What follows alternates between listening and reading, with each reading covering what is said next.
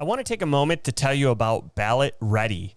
The election is right around the corner, and this year, with changes to polling places and vote-by-mail laws as a result of COVID, it's more important than ever to have a plan to vote. And even though this is a presidential election, there are many more candidates on the ballot besides the president. Our local elected officials affect our lives every day. Go to Ballot Ready for a nonpartisan guide to your entire ballot. From there, you can compare candidates based on stances on issues, view their biographies or endorsements, and then save your choices to use when you vote by mail or when you are in the voting booth. You can even request your absentee ballot or make a plan to vote early or on election day. This election matters, folks. Make sure you have a plan to vote and vote informed. Go to ballotready.org and enter your address to make a plan to vote. Welcome to the 99% Loco Podcast.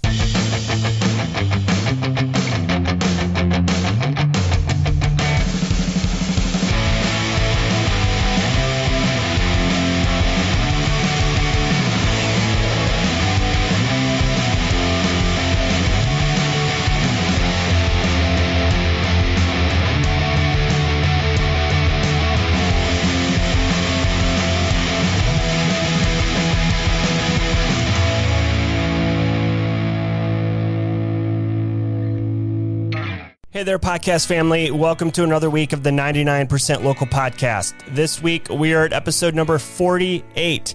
Each week, me, your host, Chris Green, am bringing stories of Nashville and Middle Tennessee-based entrepreneurs, business owners, authors, musicians, and other creators out there. Everybody has a story, their own unique upbringing, and a passion for why they're doing what they're doing. I personally love the sense of community around Nashville and get my kicks from sharing these stories. This week's guest is Sara Schuster. Sara is an herbalist, homesteader, and medicinal herb farmer living and growing on 13 acres just north of Nashville. Throughout her teen years and into early adulthood, Sara felt called to the plant world, but instead spent a decade trying on different careers before finally returning to the plant path. Now Sara's days are happily filled with tending to the farm and woods where she grows medicinal herbs, creates small batch herbal products, and offers one-on-one client consultations through her business, Fox & Elder. When we're not in the middle of a pandemic, Sara also offers classes and hands-on workshops. She also hosts the Tending Seeds podcast, where she shares her knowledge about all things gardening, farming, herbalism, and homesteading. Plant conservation and plant medicine accessibility are both passions of Sara's, and because of that, she is a member and financial supporter of the United Plant Savers and Herbalists Without Borders. She has also served on the leadership board for the Tennessee chapter of the American Herbalist Guild since 2018. This was really a fun conversation because it really opened up a world I knew existed but didn't know much about. And as you'll find out, I wasn't afraid to ask her questions about medicinal herbs and plants, as well as the myths and truths of other medicinal remedies like essential oils and CBD. After the episode, I encourage you to go check out foxandelder.com and take a look at Sara's fall farm offerings in her store. For listeners of this podcast, if you use promo code 99local at checkout, you'll get 10% off your purchase. With that, let's get right into it. Here's my conversation with Sara Schuster, herbalist and owner of Fox & Elder. So you're an herbalist, a homesteader, and medicinal herb farmer living and growing on 13 acres north of Nashville. Goodlettsville, right? Or in that general area? Right. Yeah. I'm about halfway between Goodlettsville and Greenbrier. Okay. So tell me this, how would you define what an herbalist is and then what a homesteader is? Ooh, those are good questions. So,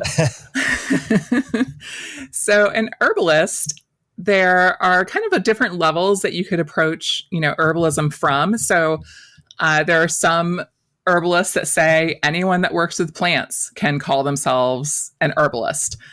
And so there are plenty of people out there that would call themselves perhaps like family herbalists, where they're perhaps, making plant medicine preparations for use like in their home with their families, maybe their extended families and friends, but they're not necessarily operating like a clinical practice or, selling herbal products or anything like that. So there's kind of a really wide range out there for people that, are, walking the plant path and working with, plant remedies in some way or another. And then homesteading also has a wide range of potential, definitions and different ways that people can embody that. But generally, homesteading means that in some aspect or area or multiple areas of your life, you're leaning more towards being more self-sufficient in some way. So for some people, that might look like an emphasis on trying to grow as much of their own food as possible. Other folks are trying to do homesteading in like an off-grid type setup where they're wanting to be, fully responsible for like their water, their power, and things like that. And people are sort of all over the map with like what homesteading might look like for them. For me, it's more, I'm an herb farmer. I also have experience, growing vegetables. So for me, it's more about the food kind of self-sufficiency. We're on grid. We're tied into power and water out here. But yeah, so there's kind of like a big range of options in there for that answer. Well, perfect. I wanted to get that out of the way so everyone would know what we're talking about. So for sure. So you run a small business, you call it Fox and Elder, and we're going to talk a lot more about that. So it's like plant medicine, alternative medicine, natural medicine. Is that all kind of the same, synonymous? Yeah, it can be. You definitely see all those terms kind of being thrown around. I think just like, the question of like, what is herbalism or what is homesteading? There are so many different versions of what that can look like. If you get into alternative medicine, we can look at, even in herbalism, there's, traditional Chinese medicine, there's folk herbalism. Most cultures have, a history and background of working with plants in some way, bioregional herbalism. So looking at, what plants are available in the area where you live, because that's going to impact, the plants that most people reach for is going to be what's outside their door. So herbalism, all that can look very different depending on where you're located in the world, your culture, and your ancestral background. Well, cool. And I want to, here soon, I want to, I guess, deepen our relationship with the plant world. And I have a lot of questions to ask you, but before we get there, tell me more about you and how you ended up where you are today. Ooh, so long story, but we'll wind it up short. So I've gone through a bunch of different careers, and the thing I kept coming back to was one of kind of like the first experiences I had working on a vegetable farm. Where the couple running the farm, one was, doing a vegetable CSA. The other person was an acupuncturist and an herbalist. And so being a farmer didn't seem, all that glamorous. Lots of people will tell you, you can't make any money doing that. You can't make a living. I think that the current state of things really has proven that wrong, as we've seen a revival of small farms coming back, which is really great. But I went through several different careers. I was a middle school teacher for a while, and then I worked in restaurant management for several years. And I would, stop being satisfied with that. And I just kept coming back to wanting to get back to working with the plants. And so I finally decided to do that a few years ago. I'd been living in Nashville for about 11 years at that point. Finally decided that it was time to find some land to start farming on. And so that's how we ended up moving out here. We're still in Davidson County, but we're like right on the county line out here at the edge of like Goodlettsville. And yeah, I just have been so happy. And I just basically got to the point where I was like, I don't care if I don't make a living, quote unquote, as long as I can pay my bills. But, I think what most people are seeing now is that the traditional like trajectory for like, find a career and stay in it for, until you retire just isn't working for anyone these days for the most part. Right. So I was like, why don't I take a risk on what I think would actually make me happy? And so that's how I ended up here. We've been on this land for about 2 years now. Okay. So were you in a different area then prior to 2 years ago? Yeah, we were living in South Nashville, over by like Southern Hills. Yeah. Yeah. So this was kind of your dream to get out where you are now with that much land. Yes, it was. And, you're local here also, so you know what finding property is like. So stumbling on this, like still in Davidson County and something like in our budget was pretty amazing. We really lucked out because it's about 13 acres. Only about 3 of it is open land. The rest of it is wooded.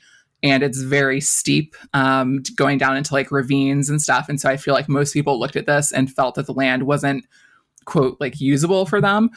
And so I think that's why it was getting passed by. But for what we're doing, growing medicinal plants, it's actually perfect, because that wooded area is really perfect for woodland medicinals, things that take like a really long time to grow.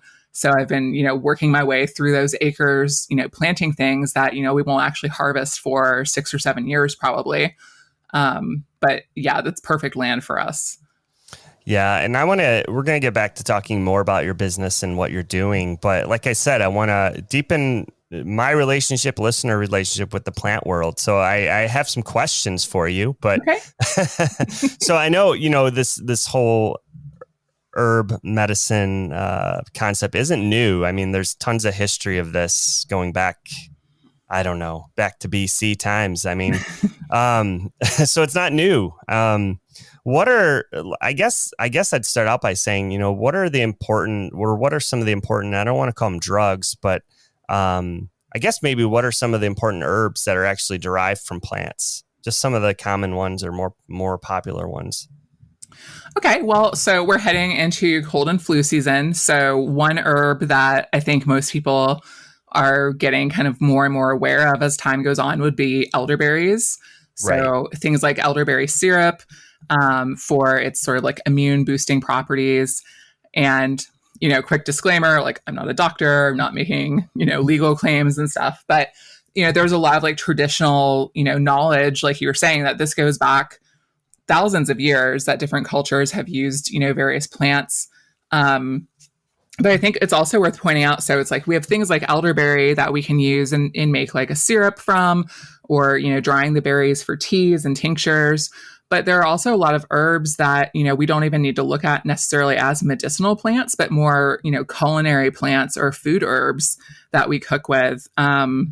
If you like Italian cooking, things like, rosemary, sage, thyme, oregano, all of these herbs that have these great, volatile oils in them that we use just in our everyday normal cooking can have a really great benefit or effect for us. Most of those have, antimicrobial properties.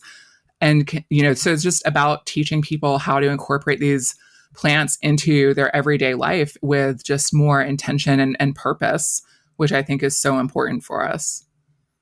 Yeah. And I wanted to talk about, the types of remedies or, the things that these specific herbs help with. You mentioned elderberry already. I personally take elderberry. I'm a person that's trying to get away from more of the pharmaceuticals and trying to be more natural and plant-based. I'm even going that route with nutrition as well. So, on the topic of elderberry, I mean, is that one of the top things like to treat common colds and flus these days? I think it's really effective for me personally. I really like it more as like a preventative. So that's an herb that I love to work with throughout the seasons before I even get sick. And I think that's one of the real places where, herbal remedies can really step in and shine for us. Is that, so much of like our, traditional, medicine system here, which I'm not knocking, it's wonderful. Antibiotics are amazing when you need them. But we also know they're being really overprescribed, right? And used too frequently. So there's sort of like a balance to be found there. And so I'm really in favor of using like all of the tools available to us. So in cases of, acute illness and injury, when we need to, go to the hospital, get an MRI, I'm all about that. I'm not someone who's like not going to take advantage of those things. But I think the real benefit where we can look at plant medicine is that it can help us need those more acute, be in those acute situations far less often. And so, using elderberry syrup, for instance, as a preventative is something I take almost daily when we start heading into cold and flu season. And then also just paying attention to, my overall diet. So much of when I'm talking with like clients doing consultations one-on-one, you mentioned you're trying to get more plant-based in general in your life. And, there's so much about it that's about, lifestyle. So heading into cold and flu season for me is also about like reducing inflammation in my body. So reducing my sugar intake, which can kick up inflammation. And there are lots of things with herbs that we can, kind of work in tandem with towards those goals. So like taking elderberry as a daily preventative for me is something I do. I also make a lot of infused herbally infused oils and vinegars that I use just every day when I'm cooking. I mentioned like rosemary and sage and all those wonderful herbs that we can use when we're cooking as well. So everything I do, I'm trying to, when I put a meal together, to be as intentional as I can about, how can I jazz this dish up a little bit with something that's going to be beneficial for, me and the rest of my household. Yeah, absolutely. So what about, I wanted to ask you a few more like illnesses and things, or what about like anxiety, depression, opposed to, going straight to prescription drugs? What kind of natural things or plant-based things are there available? Mm-hmm. Yeah, I mean, there's a lot. So we have, depending on whether we're talking about like anxiety or depression, and the one word of caution here is that if you are already taking pharmaceuticals, then a lot of these herbs can have interactions with those. And so you want to be really careful and like check with your healthcare practitioner and provider before you like mix the two. But there are definitely herbs that can be really uplifting. So lemon balm is one of my favorites. It's super easy to grow and, really easy to get started, really easy to grow. You can, until we get frost here, it'll, be up in your garden from early spring until we start to get really good frosts. I keep that literally outside my door, and I can just go out with a pair of scissors, cut a little bit of it, throw that into some tea. It's a really nice uplifting herb. There are also just so many great herbs just for our overall heart health, both from like a physical standpoint as well as from an emotional standpoint. So again, that's sort of just like uplifting and calm. So roses, for instance, are fantastic, which make sure they haven't been, sprayed like a lot of commercial roses are. Don't, use those petals from the florist. But if you're growing roses at your home, they make a lovely tea. You can, in terms of herbal preparations, you can make, teas and tinctures. I make glycerites, which is sort of like a type of syrup. And you can just take like a spoonful of that. Lemon balm and rose is actually like a really fantastic combination. I don't know if you're familiar with the plant mimosa, but in the spring, you've probably seen it driving around like Briley Parkway and stuff. It looks like it's a tree. It looks like something out of a Dr. Seuss story because the flowers are like this bright pink, and they're just like these poofs of flowers. And it's like, it looks like something out of Dr. Seuss. I don't know how else to explain it, but they're everywhere. Those mimosa flowers, as well as the bark, are traditionally used as, to relieve anxiety and to just be uplifting for the spirit. So lots of herbs that we can turn to for this. I don't want to put you on the spot, but what is your thoughts on CBD? Because, that's like the latest and greatest. I wouldn't say greatest, but, it's one of the more popular things out these days. You see those stores popping up everywhere. Mm-hmm. Is that something you dive into, or what are your thoughts on that? I personally do not. Okay. I think it's interesting. I also think, like many things that become trends, we need to be wary. Right. I worry about the quality of the plant material that's being put into these products when you see them, like you said, that they're on every corner now, and you can buy them in, gas stations and stuff. Right. And so I worry about the quality level there. I also just think, that from the studies and research I've seen, that, people that are using this for pain management, for instance, that in general, from the studies that I've looked at, you need to be consistently using CBD on a daily basis for between 30 and 45 days before you start seeing like a real reduction in chronic pain. And I think people tend to see like, oh, I can get a CBD brownie and this is going to fix my back pain. And then they're upset because they paid a lot more money for a brownie with CBD than a regular brownie. And the brownie was good, but their back still hurts. Yeah. So yeah, it makes sense. No, you hit it right on the head with about, that being a huge trend right now. So, and you got to watch out for that. So what about like essential oils? Essential oils do have their place and they can be useful. I'm very, again, wary of the trendiness and the MLMs that are out there. Right. I will say I prefer personally, I don't use essential oils in any of my herbalism or any of my products because they're they're not in sync with my own ethics for working with plants, just because they take such a huge amount of plant material to make that small amount of essential oil. And I think it's a lot. I prefer to just use the whole plant. So I make infused herbal oils, but I do that using the entire plant, whereas essential oils are taking hundreds and thousands of pounds of that plant to extract, a small bottle of oil. And I just don't feel that that's really a sustainable practice. And in fact, like a lot of these MLMs have gotten caught, with some really, really poor practices that just aren't going to be sustainable. They're not good for our communities, where these plants are being harvested from. And so, yeah, it's not something I really get into.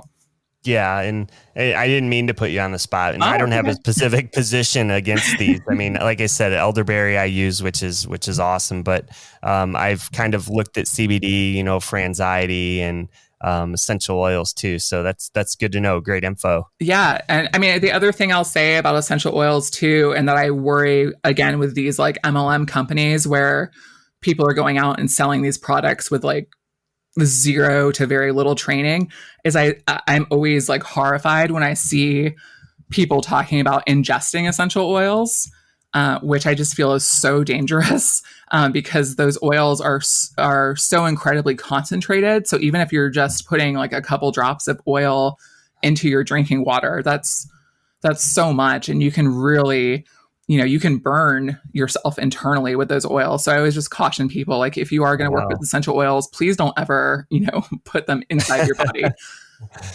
Yeah. Who knows what's in those. So yeah, it's risky. Yeah. So the things like that you're growing and whatnot and creating the herbs, do they have to go through the same, type of quality control approval processes like regular drugs do? They don't because I can't make any medical claims. There's a lot in terms of like having an herbal business. There's a very fine line you have to walk in terms of terminology. So for instance, I do one-on-one consultations with people. I refer to them as clients. I cannot refer to them as, patients. Right. I don't have the ability to use words like diagnose or treat or anything like that. And a lot of the herbal preparations that I'm making, so like herbal tea, for instance, falls under food regulations as opposed to being like a pharmaceutical. And then even things like an herbal tincture falls into the category of being a supplement as opposed to a pharmaceutical. Okay, that makes sense. What are some of like the differences, or I guess pros and cons between, the pharmaceuticals and then plant-based medicines? I mean, obviously, Americans are spending billions more dollars on prescription drugs and whatnot, but what are your thoughts on that? Well, I mean, I think it's important to be aware that most of the time the pharmaceuticals we're taking, if we go back far enough, they're coming from plants in the first place. That's where most of those medicines started, where they're seeing a plant, they're looking at, the traditional uses for it, and they're saying, cool, let's look at that. Let's figure out how we can extract like one particular constituent from that plant, put it through drug trials to get it approved by the FDA, and then to be able to patent it, right? So like you can't patent lemon balm, but if you put it in a lab and you go through and you pull out just a few constituents and then you turn that into a pharmaceutical product, well, you can patent that and you can sell it. And so that's really like the primary motivation. That's why there's not a lot of research out there for the efficacy of a lot of herbs, which there's more and more every day, which is wonderful. Right. But because there's no money, quote unquote, to be had in saying, hey, y'all need to grow some plants and incorporate them into your diet and maybe make some tea, as opposed to, patenting, a specific pill and product that your company can sell. Yeah, makes sense. Yeah. And, and again, I mean, there's always a place for pharmaceuticals. If you're born with type 1 diabetes, like that's an instance where you're going to need pharmaceutical, so it's like, I'm not knocking that. And I have the utmost respect for those things that are out there. And I'm grateful that they're available for people who need them. But I think there's like a balance to be found as well. running a farm in your herbal business, Fox and Elder, what specific kind of things are you growing? And I'm sure it depends heavily on, the different seasons and the weather. Can you talk a little bit about that? Yeah, definitely. So every season so far has been a little bit different, just as we get the farm kind of on its feet and expand our growing area. So right now, I'm trying to think what we have out there right now. We have Tulsi, or otherwise called holy basil, spilanthes, calendula, stinging nettle, peppermint, artichoke leaf, horseradish, let's see, marshmallow root, catnip. We have so much stuff going on, and next year is going to be even bigger with our CSA. But yeah, it's so much. And I also do a lot of wildcrafting and, foraging on our property for things that just come up on their own through the cycles and seasons here. And yeah, it's amazing. So I probably only have about a 1/4 acre under cultivation right now. We're just expanding out every year as we go and increasing that so that eventually this will be all covered with plants. But it's kind of a slow process to build it all out. Yeah. And are you just doing this for your own business, or are you like branching out and partnering with other businesses to provide herbs for their products? I do grow for other makers in the area. Sure. And so, yeah, that's an area that we're expanding out as well this year. So with COVID this year, not having, markets for a big chunk of the year, farmers markets not being open, kind of derailed a lot of our plans for the farm. But we did still sell, to local makers that we were able to do, kind of like no contact delivery and stuff with. And so that'll definitely be continuing, for next year. And then the other part of our business, the main push for next year also is going to be doing a fresh herb CSA that people can sign up for. And that's going to be similar to like a vegetable CSA, but it'll be monthly instead of weekly. And the idea is that you'll get like bundles of like 3 to 5 herbs, as well as the information on, what those herbs are for and how to like prepare them, so that by the end of a season of the CSA, you'll basically have like a pretty cool home apothecary of all these things you made from local plants. Yes. Can you explain what a CSA is? Sure. Sorry. So CSA stands for Community Supported Agriculture. And so I think most people are more familiar with this for like a vegetable farm for the CSA model, where you're basically helping the farmer get their startup costs going for the year, because, we've got to get seeds ordered, get things in the ground. And then it's usually a few months out before we start seeing, any harvests and then any sales from that. And so the idea with the CSA is that you're basically pre-purchasing your season's worth of plants, whether that's a vegetable CSA or in this case, like a fresh herb CSA. And then, so you've sort of like bought in, it's almost like a little mini Kickstarter every year for whatever farm you're supporting, where you're giving them sort of the literal and figurative seed money, pun intended, to get going for the year. And then you're getting that back throughout the course of the year, either every week or every month, with pickups or deliveries from that farm. We have some really amazing, vegetable CSAs and stuff in this town all over. And just, the market gardeners have really been popping up a lot this year as well, just during, the pandemic and everything. Yeah, I'm going to have to look into that. So. Yeah, totally. Yeah. So you're doing classes, or at least you were before this stupid COVID thing, but classes and, one-on-one consultations as well. Mm-hmm. What kind of classes were you doing or going to be doing if you're going to start that up again? Yeah, I would love to, if we can figure out a way to do it, safely. Right. So this time of year, last year, I was doing hands-on workshops for herbs for cold and flu season, where we were like making elderberry syrup as a class. Also I did fire cider workshops last year, which is another herbal home remedy that's really popular. So fire cider and elderberry syrup are kind of like my 2 main things that keep me going, through winter usually. So fire cider, it's an herbal infused vinegar that starts with horseradish, garlic, onions, and then other herbs, thrown in with that. But yeah, so those are the main classes that I would normally have been teaching this year. I had a whole roster of classes for 2020. And then, after I taught in February was my last class.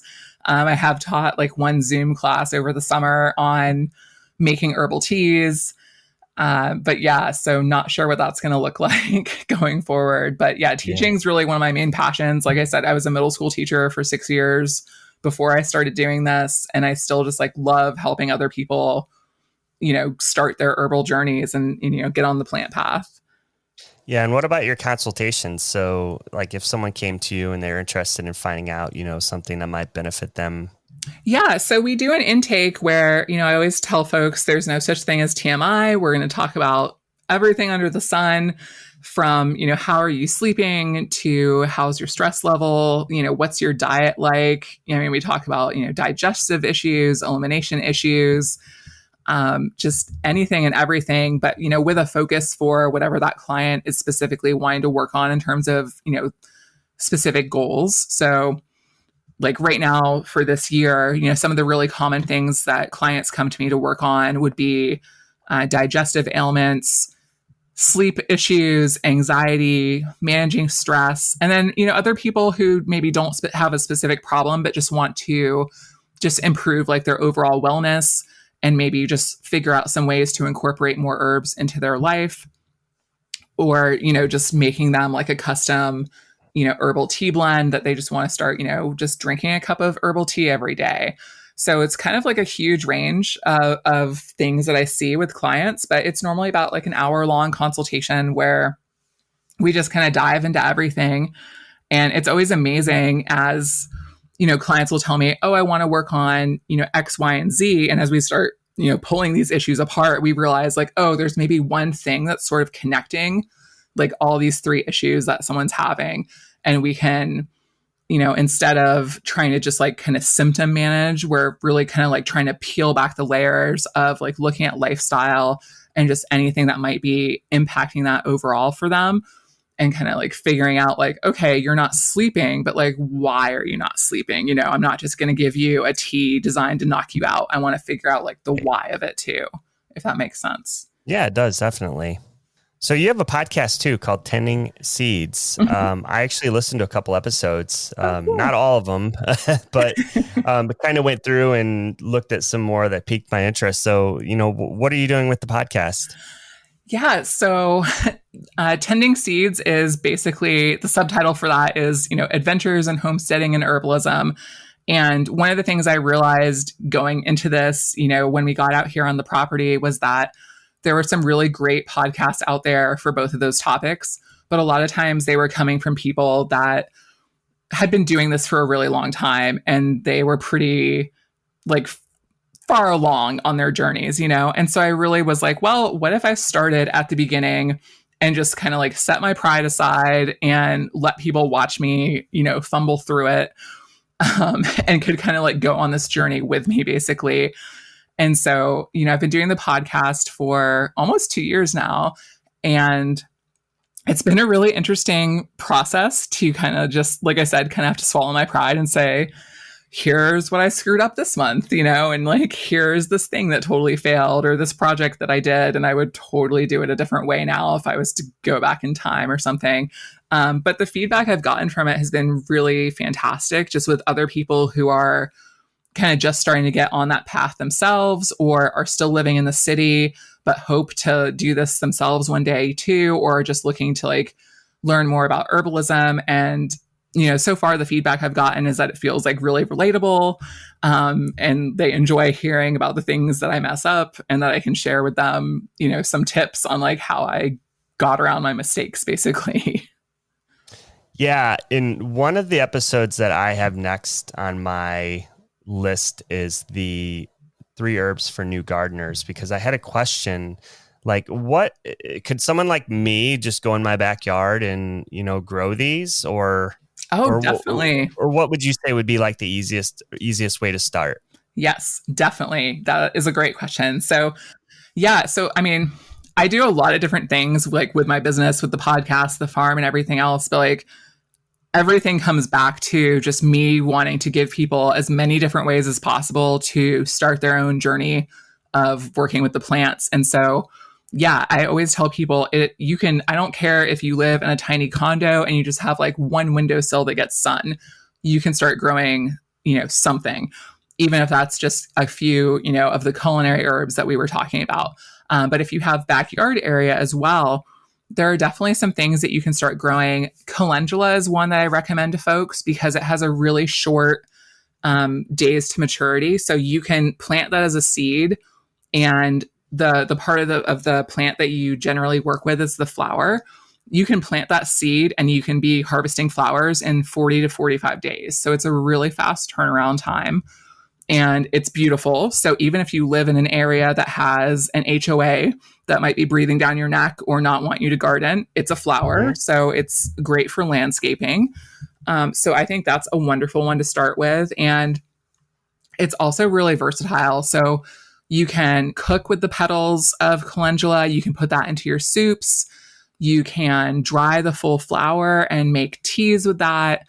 You can take the dried flowers, and it's a really popular herb to infuse and make an herbal oil with. It's a vulnerary, so it has some like wound healing properties. That's why people usually make it into an oil or a salve to use, topically. So it's a really easy plant to grow, and it has a ton of different uses that you can incorporate into, your home medicine cabinet, basically.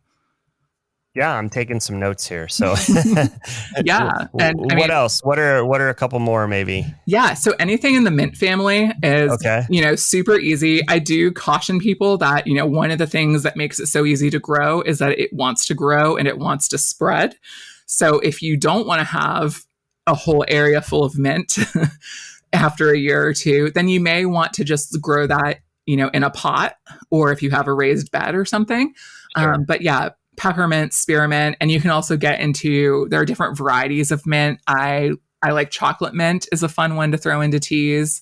It's not super chocolatey, but it does have an interesting taste.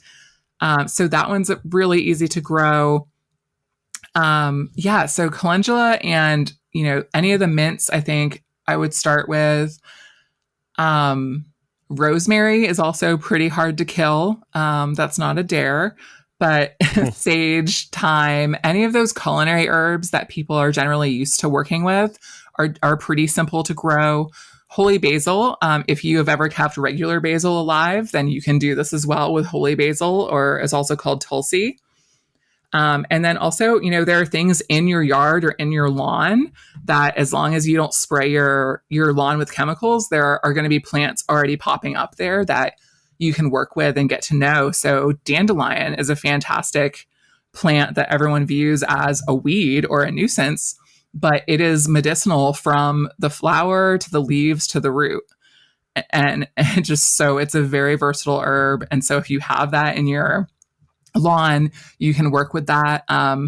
You probably have, somewhere in your yard that maybe is a little more damp and shady. You probably have, some violets that grow up and pop up in the spring, chickweed, purple dead nettle, clovers. There's so much that you probably didn't even plant, but that you could get to know just out in your front yard right now.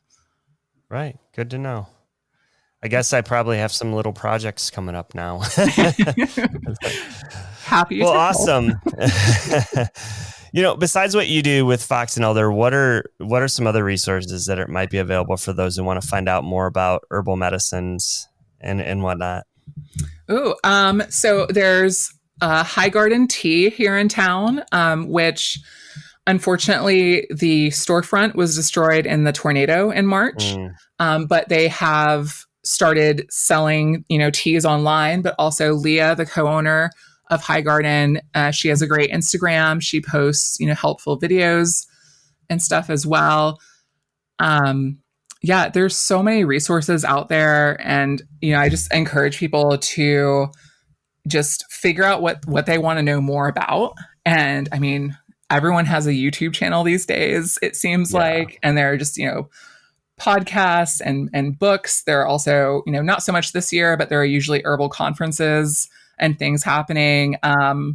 Hopefully I'll be teaching classes again soon, someday, whenever that's safe. I also write an article every month for Out and About magazine here in Nashville. I do an herbal column for them every month, and you can get that in the print magazine or online. So I usually put, some cool recipes and stuff in there. So yeah, there's tons of stuff out there. Awesome. And before we close out here, and most importantly, how can listeners find you online and find out more about Fox and Elder? Oh, yeah. So I'm on Instagram. That's where I do most of my social media. So that's just Fox and Elder. You can also listen to the podcast wherever you listen to podcasts, and then foxandelder.com. Like I said, we will be doing a fresh herb CSA next year, an educational CSA. Sign up for the newsletter. I don't send it out very often, but that's if you want a reminder for when I start opening up spots for the CSA, that would be the place to do it. Well, awesome, Sarah. This has been fun and really educational. I've learned a lot, honestly. Awesome. Like I said, like at the beginning, I said this is all new to me mostly. I've dabbled a little bit. So, it's awesome what you're doing. I was very interested in talking with you. So, thanks a lot for doing this. Thanks so much, Chris. I appreciate it. I really hope you enjoyed the episode. And as always, thank you so much for listening. If you'd like to get a hold of me, you can always email me at 99percentlocalpod@gmail.com. Or you can actually drop by the contact page on the website and send a voice message that may appear in a future episode.